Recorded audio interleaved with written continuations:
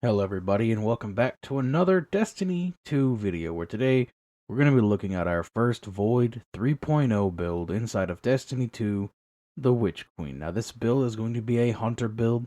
I asked inside of my Discord community and they all voted for the hunter one. So here it's going to be. First things first, always, thank you for the support. Like, comment what you guys want to see next, or if you have any ideas to make the build better, because of course, at the end of the day, the builds are designed to give everybody ideas, and it is not a set in stone thing. And thirdly, subscribe. I want to hit 100 subscribers before the end of the season of the Risen, so hopefully, we can meet that goal. And then we got Titan build coming out next week, and then I'm going to do another vote between two builds that I have in my brain, and then go from there after that.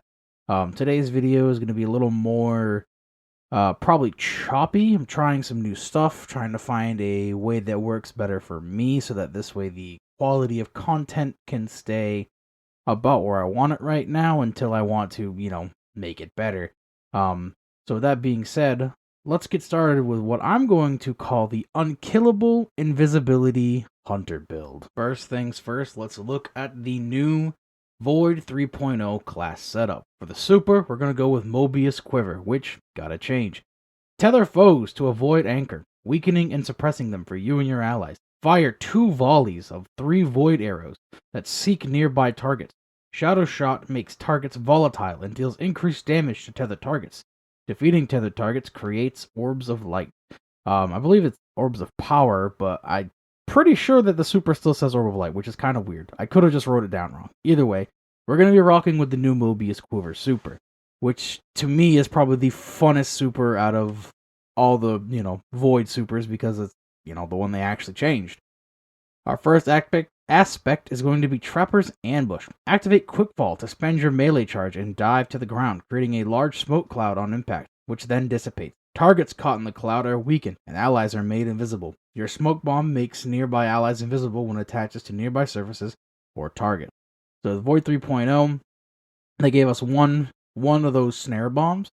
And with this aspect, you can throw it on the ground like you used to with what was old bottom tree tethers. The quick fall is like the shadow dive animation, and you have to expend your melee charge in order to do it. Second aspect we're going to be looking at is Stylus Executioner. Defeating a weakened, suppressed, or volatile target grants invisibility and true sight. After performing a Stylus Execution, your next melee attack, while invisible, weakens targets. This is probably the main part of the build. With this, we're going to be able to take advantage of a lot of things to go invisible. Any weaken, any suppression, and any volatile. So keep that in mind when we start going over the fragments and some of the mods that we're putting on our armor. Now, the first fragment we're going to look at is Echo of Undermining. Your Void Grenade weakens targets. Minus 20 Discipline. So this is the same debuff as the Artifact mod, Suppressing Darkness. I use this over that even though it comes with that hefty negative bonus, because Vortex Grenades, quite frankly, are just easier to land. And they now have that suction effect that keeps enemies into it. Second fragment we're looking at is Fragment Echoes of Remnant. Your lingering grenade effects, Vortex, Void Wall, Void Spike, and Axion Bolt have increased duration. We're going to use that to keep enemies inside our Vortex Grenade longer, so they feel the effect of the undermining more.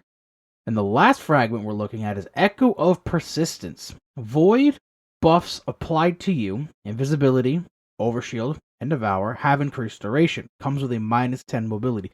The minus 10 mobility is not great for a hunter. However, this will allow you to stay invisible longer and abuse some other things that we're going to talk about here when we go over all of our different armor mods to, pull this together. First up, let's look at our helmet. One of the mods on our helmet is called Harmonic Siphon. Rapid Weapon Final Blows. With a weapon matching your subclass type, create an orb of power.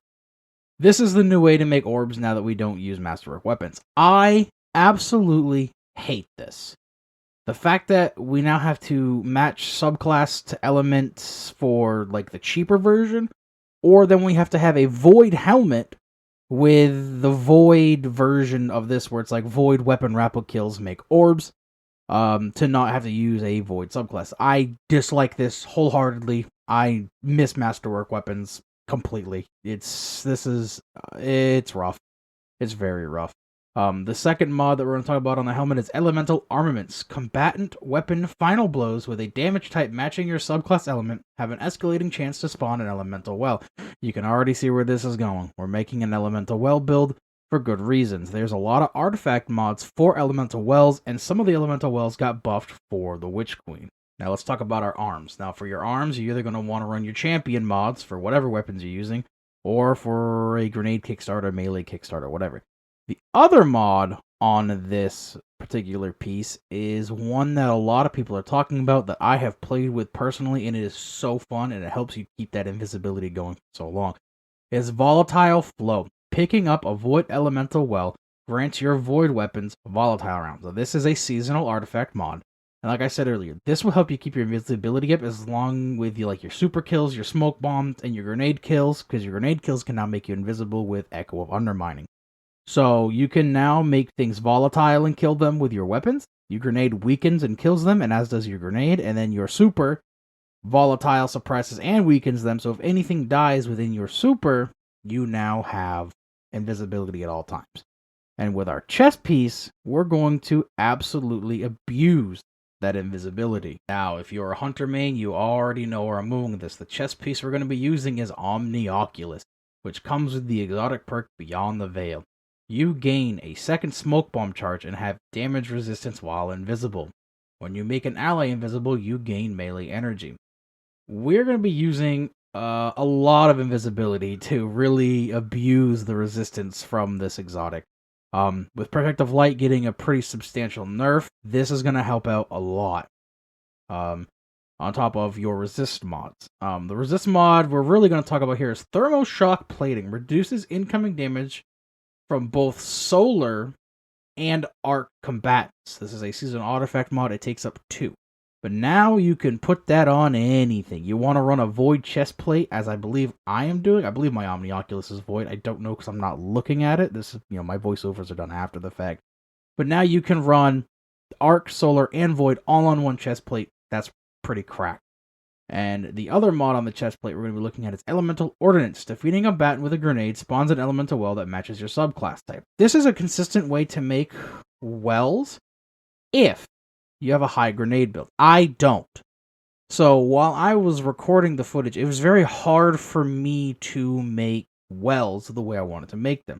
I think when I go back through and play with it some more, I'm swapping Elemental Ordnance out for Reaping Wellmaker, where when you use your class ability, your next kill makes a well matching your energy type, which at the end of the day, I believe is going to be a better choice. Now on to the legs. We're almost done. For our legs, we're going to use Better Already, of course with ammo scavs. Anyways, Better Already, your health begins to regenerate immediately after you pick up an Orb of Power. Now, this is why we're using Harmonic Siphons. This way, when we do make orbs, we start healing when we need to. The second mod we're looking at is Font of Might. Picking up an elemental well that matches your subclass energy type grants a temporary bonus to weapon damage of that same element type. Now, we're running Void, Void, and Void. It's all Void across the board. So we may as well now use this, because this is going to make your Void weapons with those volatile rounds do more damage. It does 25% more damage, and with the seasonal artifact version of this, it only costs 1 armor energy compared to the 4 that it would normally cost, and they stack. I'm not sure about the additional that it gives when you stack, but I know it's not 25, 25, 25. I know it has, reduced numbers per, every mod that you have stacked with this. And then finally, probably my favorite finisher, or my favorite mod in the game right now, we're going to look at our cloak, our class item. Now, we're going to look at Lucent Finisher. Defeating a Lucent Hive Lightbearer, or a champion with your finisher, spawns heavy ammo for you and your allies. This mod is fantastic if you are used to being the Aeon's bitch. Because now, you don't have to be the Aeon's bitch. You can now run Omnioculus, Graviton Forfeit, Orpheus Ring. You can run any exotic you want and still finish and make heavy for not only your allies, but for yourselves now, which is something Aeons can't do. And the other mod we're looking at is Well of Tenacity. Picking up a Void Elemental Well reduces the damage you take from combatants for a short period of time. You're making Void Wells with this already, And when you're not invisible, that other resistance from tenacity is going to come in handy. Like I mentioned earlier, Protective Light got a very substantial nerf. On the flip side, this got a very substantial buff. They basically almost swapped places. So if you're going to be making Void Elemental Wells, you may as well, be running tenacity and getting that extra resistance. Now, some weapon recommendations that I am going to make for this build that are based around champ mods. First one, Le Monarch. One of the most aggressive bows in the game for dealing with everything. It got the 40% buff when the exotic pass happened over Witch Queen. We have the new SMG Funnel Web, which is basically Recluse 2.0. I'm still looking for my god roll for this weapon, and I want it so bad. You have Vouchsafe, the Dreaming City Scout Rifle. Now, this does drop from the Blind Well pretty regularly, but there are now new umbrals from the new War Table menu that can drop this, as well as all the other Dreaming City weapons. You have the Palindrome, which is a fantastic Void Hand Cannon dropping from Night Falls.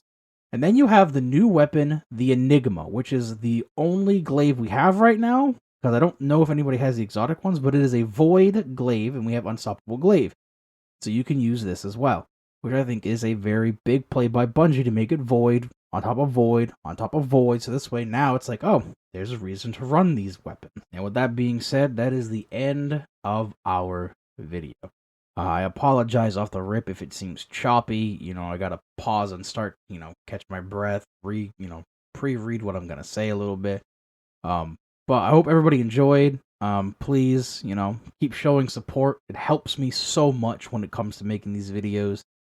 I hope everybody enjoyed the DLC, the story. The story was fantastic. And if you're struggling with the legendary campaign, give some of these builds a try. They're really good. I have yet to even play my Warlock yet. I've been so busy with my other classes. But next week, if you're a Titan main, I hope you're ready, because, I'm going to make a build with my favorite and the ugliest helmet known to Titan crayon-eating kind.